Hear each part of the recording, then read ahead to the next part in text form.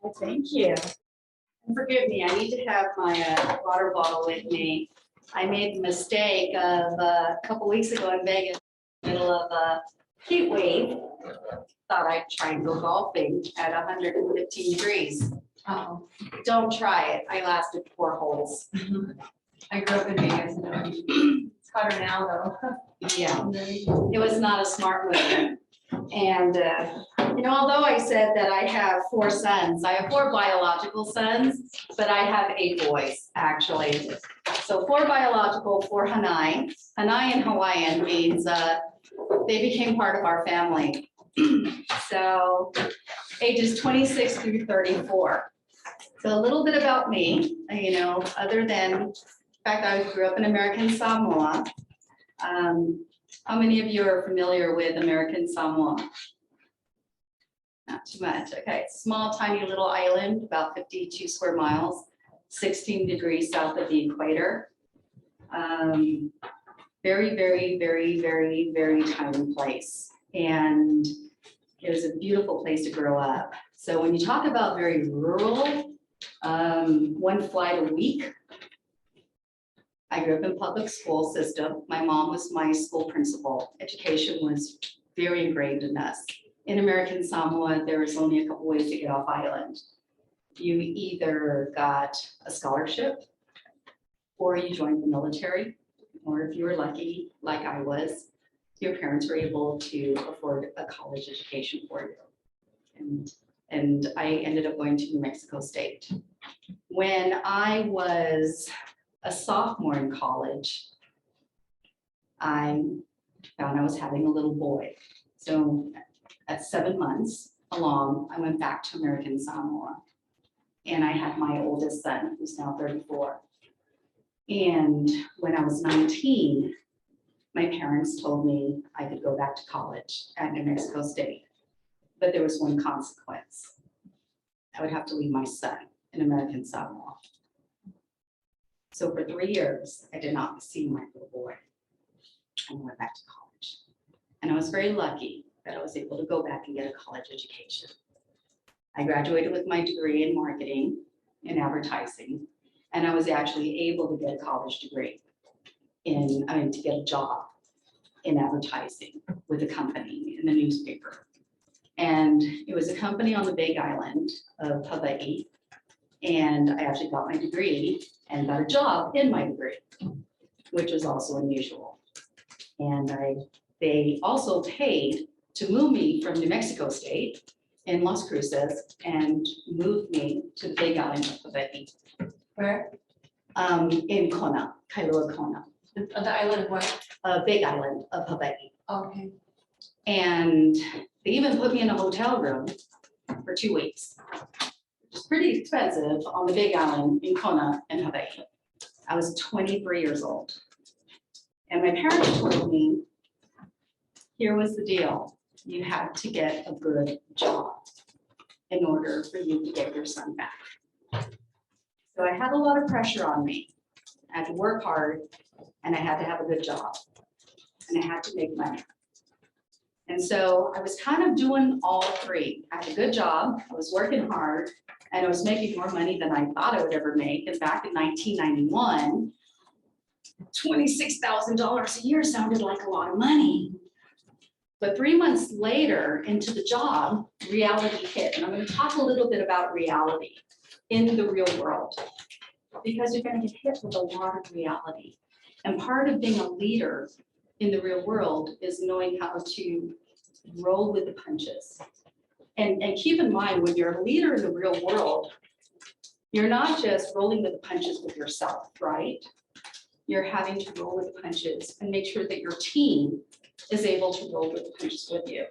And you're not only having to make sure that you can roll with the punches and lead your team to roll with you, but you also have to make sure that you hit your end objectives as well, correct? So 3 months into my job, our company forgot to tell me they were building this multi-million-dollar company, new headquarters. And as most companies, they were over budget. So they had to let go 2 people in every department. Guess who got let go? I did. The next day, I got called by a company. Hi, this is the GM from a company called United States Cellular. We heard you got let go. Would you be interested in coming to work for us? Yes, I would. I need a job. And that's how I got in the cellular industry. Or what? The cellular industry. So this is in 1991. Cellular phones had only been around for a couple of years.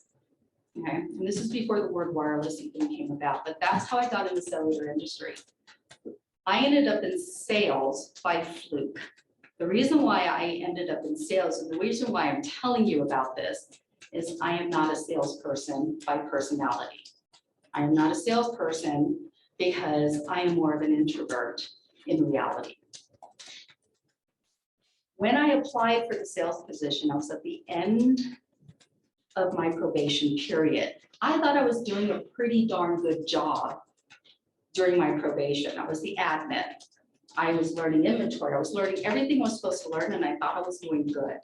We had a team building event that weekend. And I put my application in for the sales position because why? I needed to make more money. Because why? I needed to get my son from Samoa. My boss said, we have a meeting on Monday with you. We did the team building event that weekend. I go to sit down with my boss that Monday.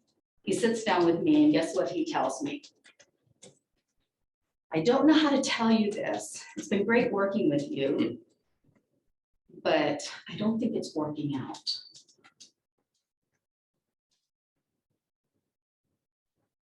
However, this weekend, we saw something different in you. Because in the office, you're very quiet, you don't speak, you're kind of timid, you're almost invisible. But this weekend, at this team building event, when the instructors were telling us, here's the instructions, you have to get down this hill, or you need to do whatever you need to do, you were telling me what to do. In fact, there was a point where you were bossing me around and you scolded me for not paying attention. Why were you so different this weekend? But when you were in the office, you barely say a word. And I looked at him after overcoming the shock of hearing that I was about to get let go again. And I looked at him straight in the eye and I said, well, because in the office, I'm learning. Who am I to tell everybody else what to do? But this weekend, we were equals. You didn't know any more than I did, and I didn't know any more than you did. We were all being told the same thing. We were all learning at the same time. So I felt comfortable telling you what to do. And he said, okay. And he sat there, but I could still tell he didn't know what to do with me. So I said something, and as I was saying this, I was kind of shocked at the same time. And as the words were coming out of my mouth, I couldn't believe what I was doing. But this is what I said. I'll tell you what, if you hire me in this sales position, if I am not your top sales rep in 3 months, I will quit. And he said, okay. I was his top sales rep the first month. And that is how I got into sales.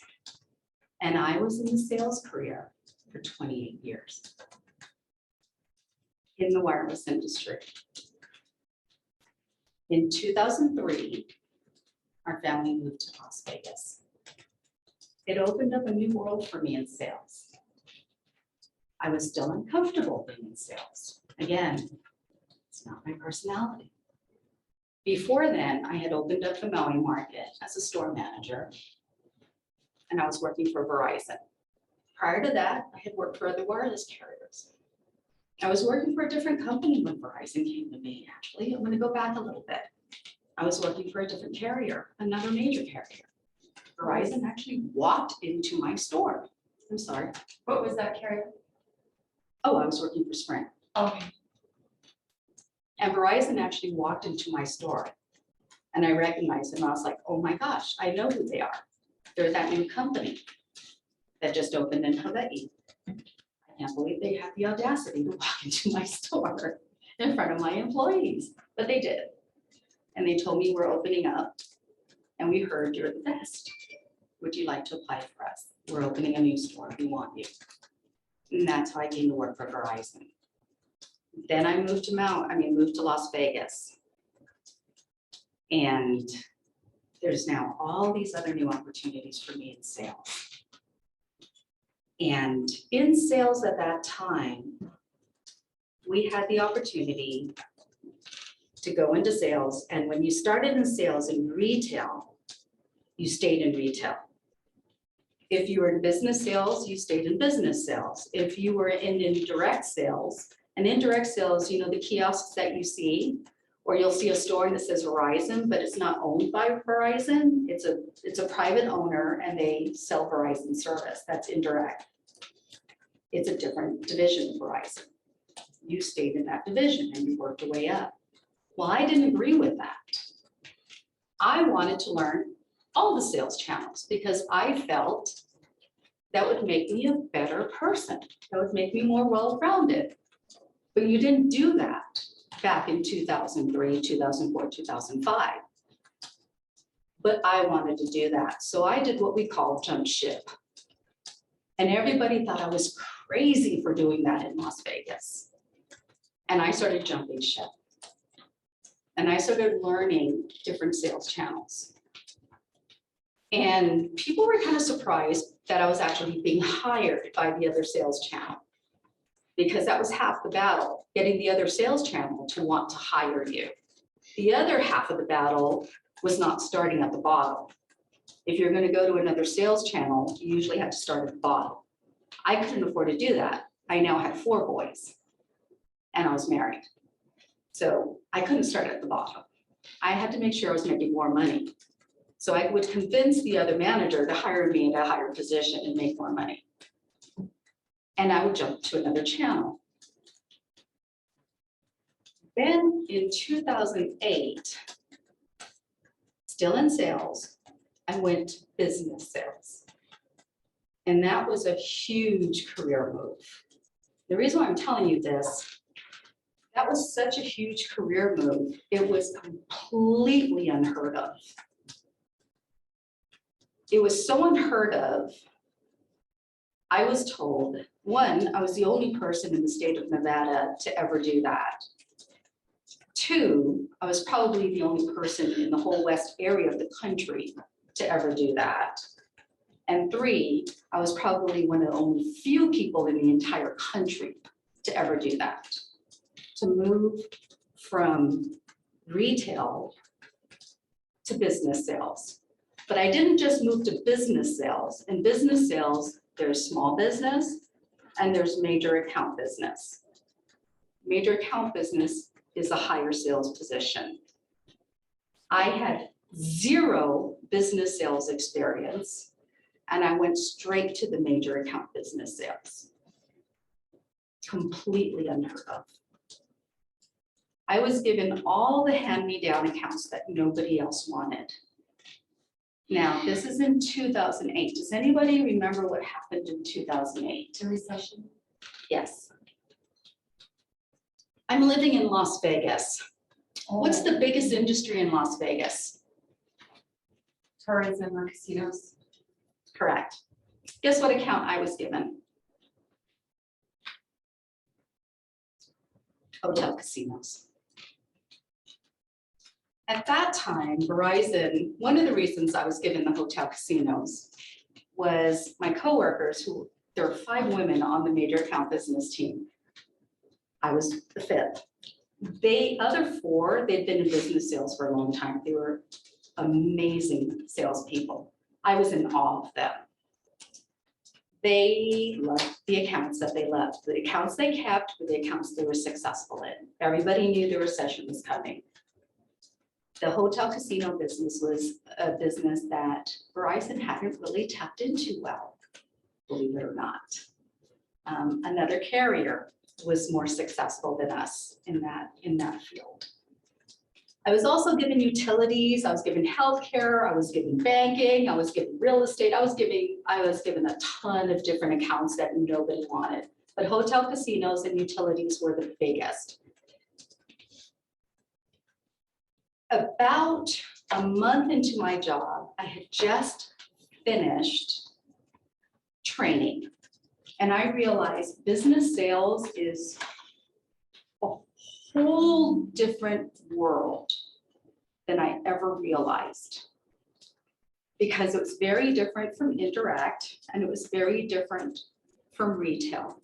We're dealing with CIOs, CEOs, we're dealing with new technology, we're dealing with different contracts, we're dealing with different solutions, different rate plans that I didn't even know existed in Verizon. Now, when you think of Verizon, what do you think of?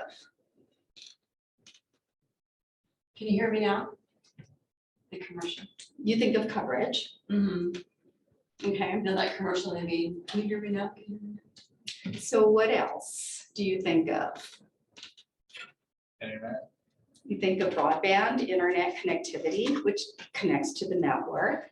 I think of they're the number one best coverage, because we had T-Mobile and we moved out farther away from the hub and kept dropping calls, and so we had to get Verizon. Very good. Do And you we think don't of, drop them anymore, we have excellent coverage now, so it's true.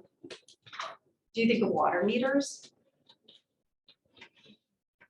Do you think of GPS tracking, fleet tracking? Do you think of Coca-Cola machines? Do you think of health monitors? Do you think of streetlights? So my world just opened to business sales because those were the solutions that I was selling. Because all those devices connect to wireless.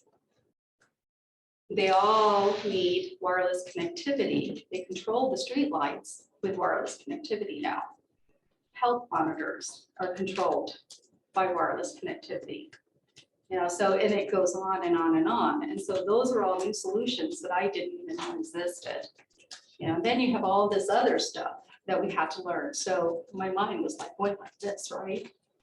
And just over a month into the job, I get a phone call from a CIO, Chief Information Officer of one of the major hotel casinos.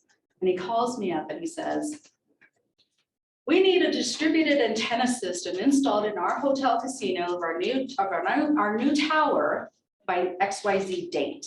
If Verizon does not have it installed by that date, we are not going to renew, we're not going to do a contract with you, and whatever business we would have given you, we're going to take it and go to another carrier. Do you understand? And I said, yes, I understand.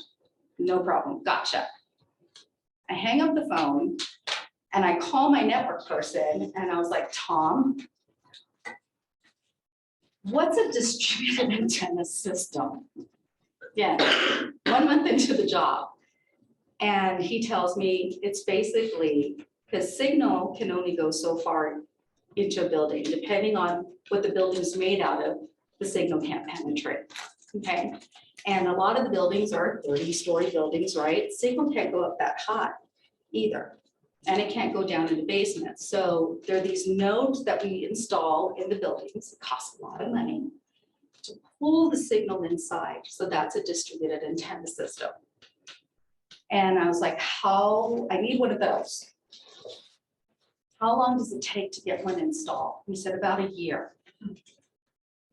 What's the fastest we can do it? About 8 months. That's really pushing it because we have so many backed up. I was like, okay, I need one in 6 weeks.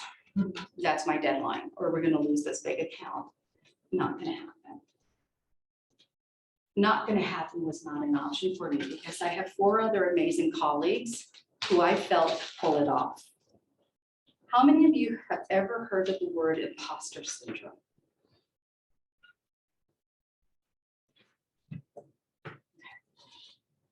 If you were to look that up in Wikipedia, you would see my face. I am the poster child of imposter syndrome, okay? And for me, my imposter syndrome kicked in. my fraud. Imposter syndrome, people who have imposter syndrome like myself and leaders, and there's some pretty amazing leaders who have imposter syndrome. And those of us who are able to identify that we have it and are able to overcome it. But one of the problems with imposter syndrome is we have to be perfect. We have to make sure that we achieve. But sometimes it can be a little bit of a superpower too. We did not hit that 6-week deadline, the impossible 6-week deadline, because we did it 2 days before that 6-week deadline. A leader can come in many different shapes and sizes. A leader can be told no. A leader can be told impossible. And sometimes it really is. But you don't know until you actually try. Did I have a plan B? Yes. Did I have a plan C? Yes. Did I have a plan D? Yes. Because you always have to have a backup just in case. That's what makes a good leader. Was I managing a team? No. I was just responsible for me. Okay. But I was still responsible to achieve something. That was my first month into the job in a business sales position that I'd never done business sales before. In a sales position that I felt like I was an imposter in my entire career in sales. In a field that I went into because I had to, so I could get my son. And I lived my entire career pushing myself. And I never even did my degree, but I was able throughout my entire career to utilize the things I learned in college throughout my entire career. I was able to use my creativity in marketing for so many aspects of my career in sales. And it benefited me. It helped to make me different from my other colleagues who just were focused on sales, the true salespeople. You know, when you think of the definition of a salesperson, they were successful with their way of selling, but I was successful with my way of selling by leveraging the things that made me different. I was in that position for 18 months. And when I left, it was because I was promoted to the highest sales position in Verizon. And at that time, my boss asked, he pulled me aside and he thanked me for carrying the market during the recession. I say, just what? I put Verizon on the strip. I was closing so many casinos and business sales. I didn't do it alone, but I couldn't keep up with the sales. When I was activating lines of service with one casino, I was closing a contract with another. My coworkers in retail, the other store managers were like, how did you get into business sales? How did you do it? What do I need to do what you did? When I moved on, guess what Verizon started doing? They started moving people from retail to business. And now it's expected. Guess what else is expected? You need to be well-rounded. If you do not work every sales channel, you're not doing your job. You're expected to be well-rounded. Now, back in 2019, well, I went to the highest sales position, which was tribes. I started managing tribes. And in tribes, one thing I learned was that, well, first of all, tribes was an account in Verizon that we've never done before. So I was basically given a blank piece of paper and I was told, fill it out. All my other colleagues had like the White House, Department of Defense, FBI, Coast Guard, Homeland Security. I had sovereign nations, something nobody knew anything about. But I was told, go figure it out and tell us what tribes are about. And so I went out and kind of made my own way. I started doing things, but I also noticed in Verizon, there were different pockets of Verizon that was working with tribes, but nobody was working together. So I took it upon myself to start saying, you need to talk to you, and I'm going to be the point person in Verizon. Yeah, Verizon's a big company, right? We're not some small, we're a Fortune mega company. And I started saying, do you want to do anything with tribes? Make sure I know about it. Do you want to do anything with tribes? Make sure I know about it. And I started connecting the dots. And I didn't care who they were. I didn't care what their titles were. We need to make sure I know about it. And before I knew it, everybody was kind of coming to me to make sure I knew they were going through me to know about tribes. And I was doing this as a salesperson, and I did it for 8.5 years. And I also started raising my hand at Verizon saying, we need to be talking more about tribes. You need to be paying more attention about tribes. You need to be doing more about tribes. If I was in front of an area president, I talked to them about tribes. If I was in front of a C-level executive, I talked to them about tribes. I kept talking about my tribal customers to any person I could about tribes.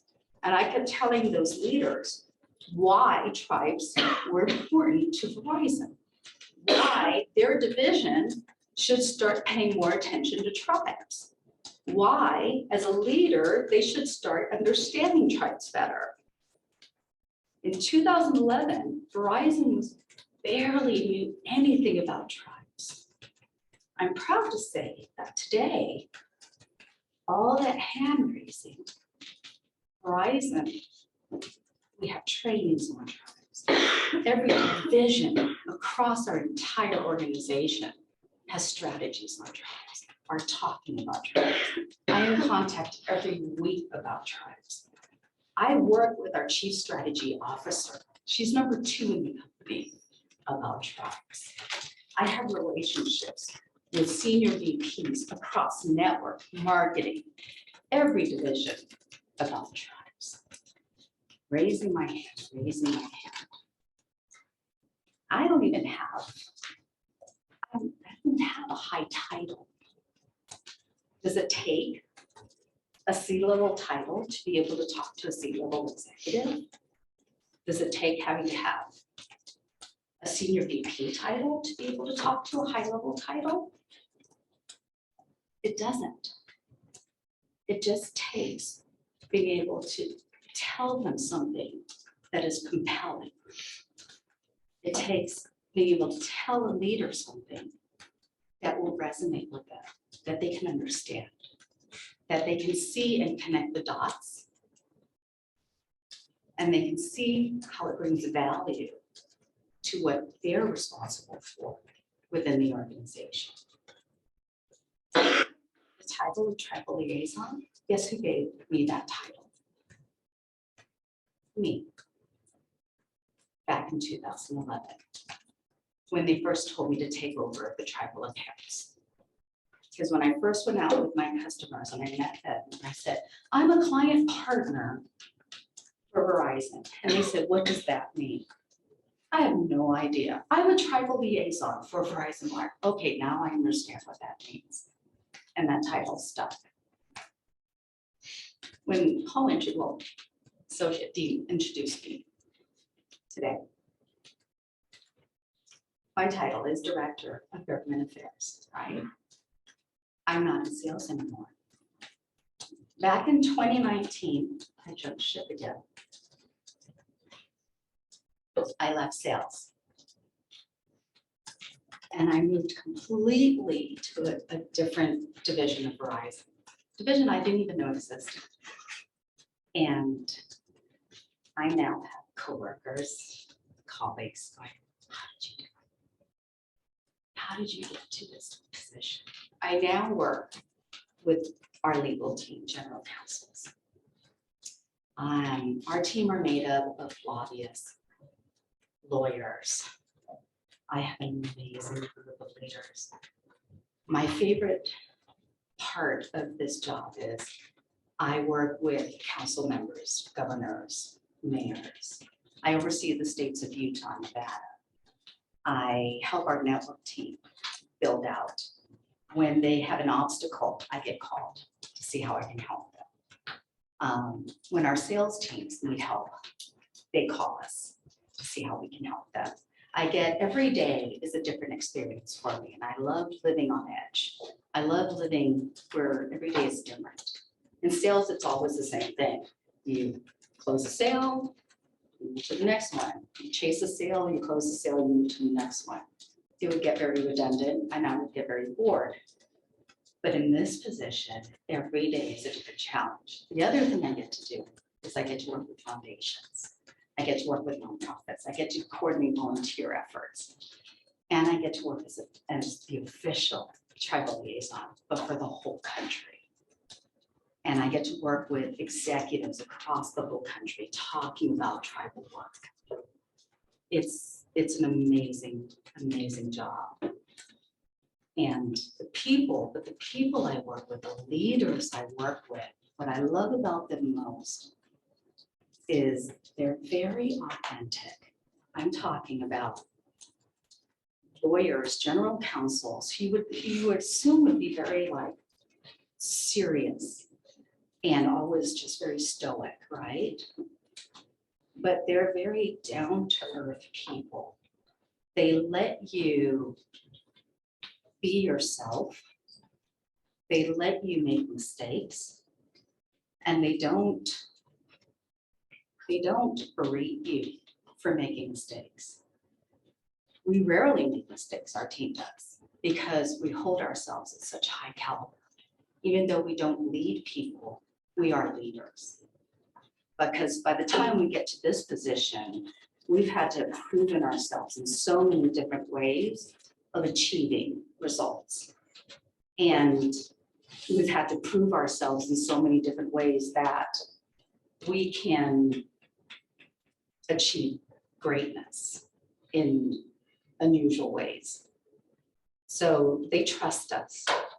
But what I love about my leadership is they allow us to just do what we need to do to get our job done with integrity. And our team is filled with people who do everything with integrity. And we come from all different backgrounds. In Verizon, I am Hawaiian Samoan, but my father is blue eyes Caucasian. Okay. But because I was raised in American Samoa, I always identified as Samoan. And I've been in Verizon for 21 years. I have only met one other Samoan in my company. And I'm very proud that I represent my Samoan culture. On my team, we have a lot of different mixtures of backgrounds, ethnicities, South African, Hispanic, oh my goodness, from all over, India, Vietnamese, Chinese, and just from all over. And everybody is very trusting and supportive of each other. And we take on each other's work and help each other as leaders. We all know where each other's strength is, and we help each other. Nobody is afraid of failing, because if we need help, we'll say, I need help, and we'll have 5 other coworkers saying, how can I help you? And they'll be right there to help us. That's a good leader to us, to me. That's what defines a good leader. And we'll go above and beyond to make sure that we're all successful together. But I shared a lot. I want some time to be able to answer any questions that you all might have. I know I've been here and there in the conversation, but that's basically been my career path over the last 31 years in the wireless industry. 3 years in government community affairs, and about 28 years in sales. Any questions? Please ask me questions. When you were away from your son for so long, were you able to talk to him or write letters, or Yes. did you keep in touch well? Back then, it was mostly letters. Yeah. Being in New Mexico and Samoa, from New Mexico to Hawaii, you have to fly to Hawaii, and Oh, then yeah, from so Hawaii there's to a American delay. Samoa. Mhm. It's a 5-hour flight from Hawaii, over 5 hours to Samoa. Oh, yeah. So we're talking a couple of time zones. Mhm. And he was very little. I left when he was 18 months old. Oh, wow. I got him when he was 4.5. Oh, did he recognize you? Not really. No. Oh, wow. No. It took some transition. And who raised him? Your parents? My mom and dad. Yeah. Oh, okay.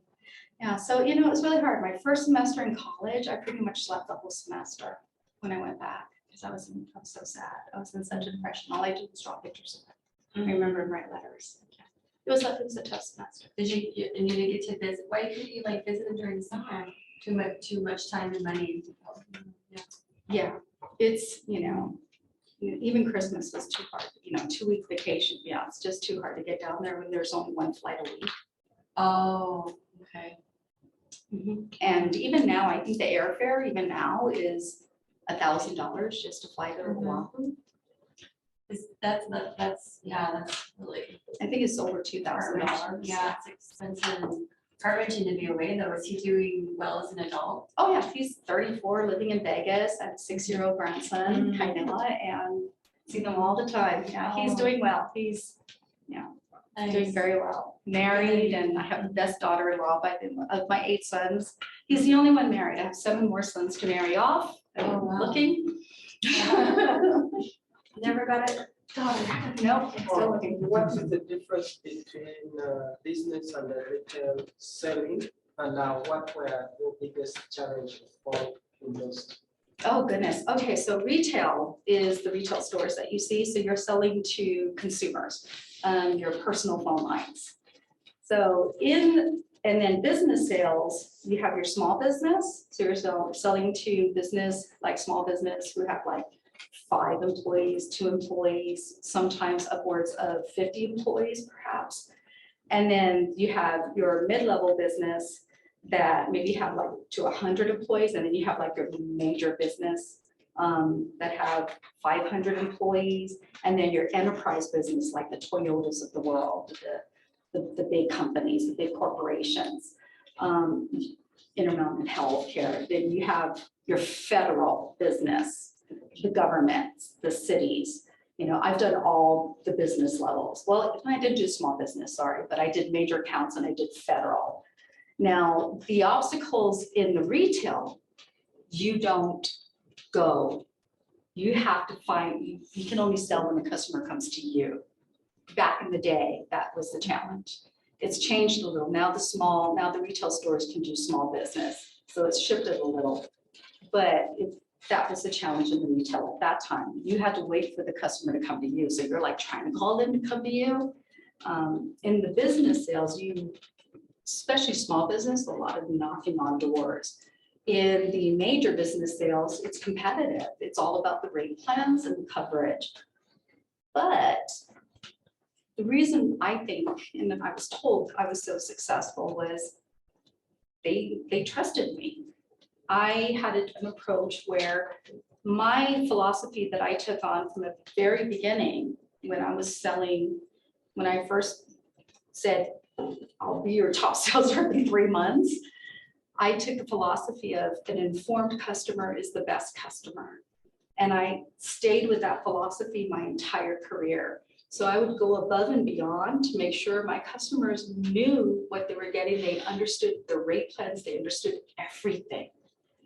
And that meant I had to spend a little bit more time educating them, showing them how to be self-sufficient, showing them how to understand their bill, showing them how to save money, even the big businesses, showing them how to save money. When I was handling the Venetians of the world, sitting down and showing them how to save money. And I sometimes was saying to them, you can save $6,000 a month if you do this. And that was losing Verizon $6,000 a month. But guess what? They would take that $6,000 and activate more lines. So, for me, they didn't have to, but they chose to. And I was like, sure, okay. And that's how I kept selling, but two different types of sales approaches. So you're doing two things like selling and marketing at the same time? And it's up to the sales rep on what they want to do. There are some sales reps who, they're like, why are you doing that? That's too much work. You don't have to, just send them to customer service. I only sent them to customer service once they were comfortable, once they were self-sufficient, once they understood everything. But they always knew they could come to me if they needed help, if they weren't happy enough. Yeah, I have a huge sales background for, the last 30 years. I've probably done, reaching out sales for 20 of it. For about 5 years, I worked for Household Banquet back in the 90s, the mid 90s with the GM MasterCard, where they called to, for help with their credit card. So it's so much easier when they would come to you, because when you're doing the sales and you're reaching out and finding and mine was calling, I never knocked doors, but I would have a lot of, I worked for the last decade was with a small auditing firm in Salt Lake that we would reduce businesses' credit card transaction fees by like 50%. And so I would contact businesses throughout the country, and then we went international, just trying to find people. And it's heart-wrenching. It's really hard because it's a lot of rejection. It's just a lot of self-motivation where you just have to keep going and going and going, even though you're told no so many times. But the reason why I did that is because when I got married and became a mom, I tried to go part-time with Household Bank, and they didn't let me, so I quit.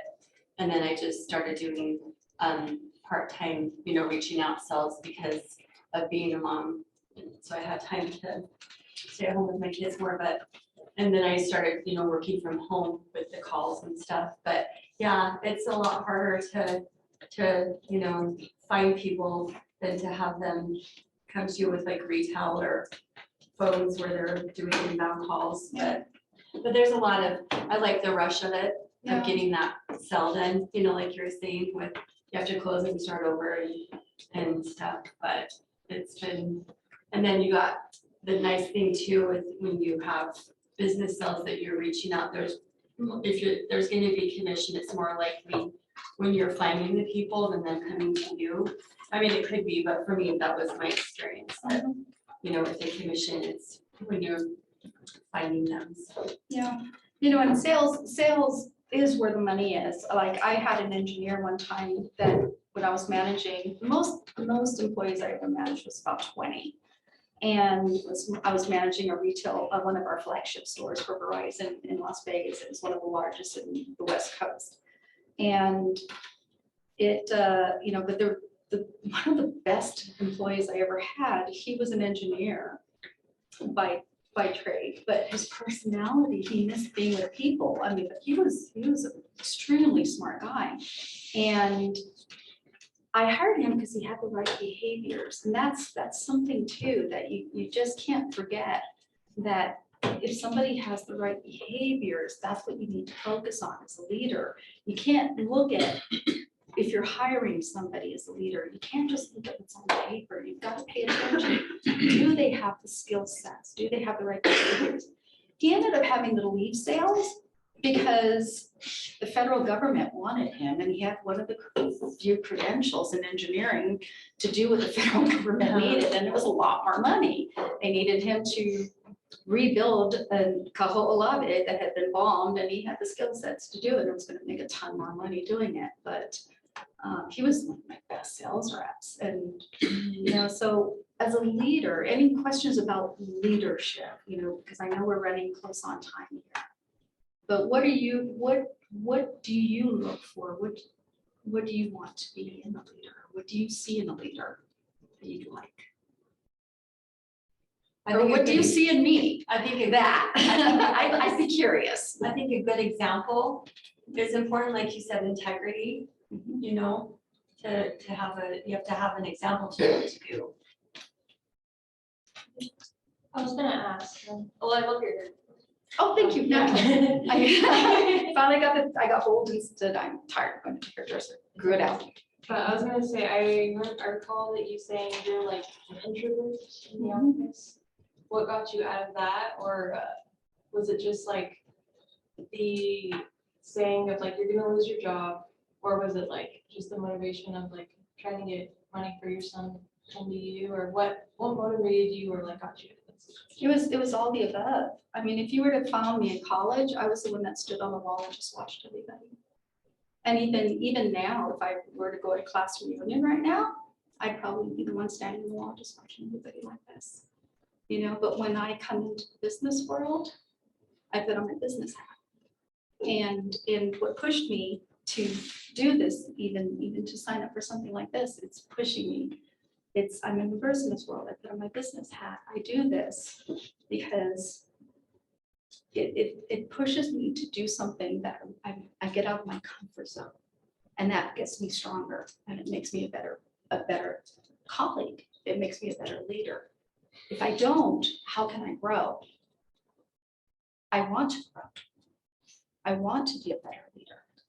I want to be a better, well-rounded leader. And I can't be a better, well-rounded leader if I just stay in my little comfort zone. So all the above, you know, initially, every step I was making, when I moved to executive sales, trust me, I mean, my whole office was like, oh my gosh, you just got hired. And there were 2 directors that were fighting over me. I found out. I didn't know, but I found out later. And when I took that position, I was scared to death. Because when I met everybody in DC and they're telling me, and I'm hearing all their backgrounds, I didn't look like them, I didn't talk like them, I didn't interpret like them. I felt like, again, imposter syndrome. I felt like, holy cow, I don't belong here. But I ended up doubling that account and having higher revenue in that account, and taking that account and making it an account that nobody thought could go anywhere, and doing something with, and now it is relevant, and now it is a conversation across Verizon. I shifted the conversation in a major corporation, and now we're talking about tribes that didn't exist before. Yeah, so if I can get out of my comfort zone, none of that would have happened. You had a question? I have kind of like 2 parts. One of them is just kind of like, what do you do, or is there anything that you do that you kind of push yourself to be like active steps of being a better leader every day? Like, are you conscious of certain efforts that you're making? I do a lot of stuff. Yeah. Oh, I'm so sorry. No, sorry. And then the other one was just, what are you wanting to do? Like, are you still wanting to move into a different industry, or you like where you are? Like, what are your kind of future goals? I'm gonna answer the last one first. I love where I am, and I'll tell you why. I love where I am because I love my leaders. Do I love where Verizon is right now? We've changed a little bit. It's not the same Verizon 21 years ago. And that happens. No company is perfect. And companies, if you've been with a company as long as I have, it will change. It's not the same Verizon, but I still believe Verizon Red. It's the same that we have internally. I'm dedicated to Verizon. I believe Verizon Red. But I see coworkers leaving Verizon, and it's heartbreaking. I cried last week because of it. I lost a coworker to not another competitor. He went on to really bigger and better things.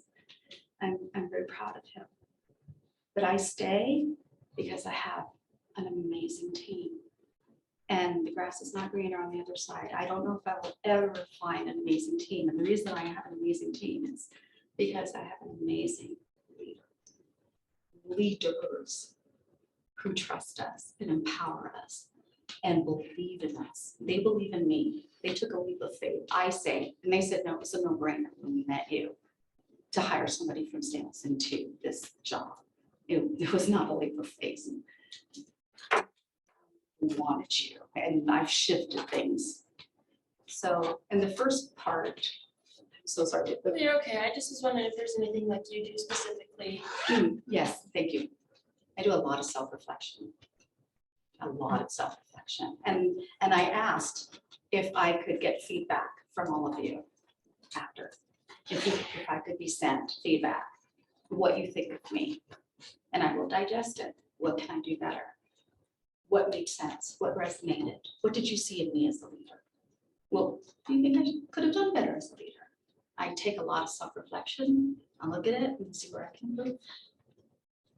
So anything you want to say to her, just put it in the discussion, let me know this is something you'd like to share with her. Yeah. Forward it on. And if you'd like to email me, keep in touch with me,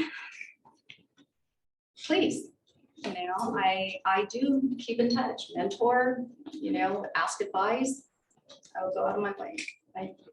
Would you like me to post your email in that discussion? Absolutely, yeah. Anytime. No, anytime.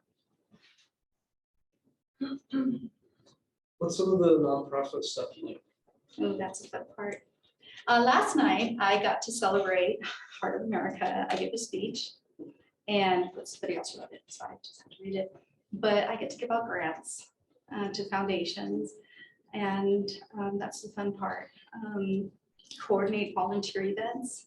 Verizon's goal is to do 2.5 million hours of volunteer events over 5 years, starting in 2000. I get to research organizations and just see how we can support them in a community effort. That's part of my community hat that I wear.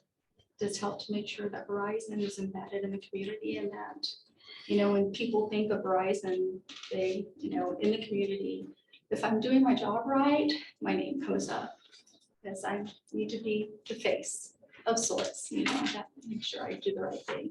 And our community of Verizon's out there. It's visible. But yeah, I get to meet a lot of great people, and I cry a lot when I meet them, because it's like, oh, what they do is so, so good. So many good people doing good things. Do you have a favorite experience that comes to mind? There was one gentleman in Las Vegas, and I know the woman knows it, but he's a former, he was arrested. He was a rapper, and he had multi-million-dollar, he got into drugs and gangs and got arrested. He couldn't go to California for like 20 years or something, because he had a warrant against him. No. But he changed his life and opened a nonprofit to help kids in the unserved communities in Las Vegas on Donna Street. And I went with him to an apartment complex. And when I saw where the apartment complex was, I couldn't do a volunteer effort there because it was too dangerous. I had to tell my husband where I was going because drive-bys happened there. And when I got there, there was a little Boys and Girls Club on the premise of the apartment complex. And it had been demolished the night before. The air conditioning wasn't working. It was 120 degrees inside there. I was sweating buckets, putting kits together. This was back in July, putting kits together for back to school. And sweating buckets. It was being held on the basketball court where we were getting, there was no tents, where we were getting back supplies. And I just watched that man working his butt off, and the kids were coming out of the apartment complexes because they would not have any school supplies, would have not had any backpacks. And I just watched it, and the kids were standing in line. And as I was watching those kids standing in line, I was just thinking about Samoa, myself in Samoa, and I was like, how's that kid standing in those lines? People would come from the mainland and they'd be giving us stuff, and I was that kid standing in those lines. Maybe not in 120 degrees. Felt like it's 16 degrees south of the equator, but what that man is doing is pretty incredible, because he's not just throwing money, he's actually going to where people lived. That was an amazing moment. And he knows I got his back. I would go to any apartment complex with him any day.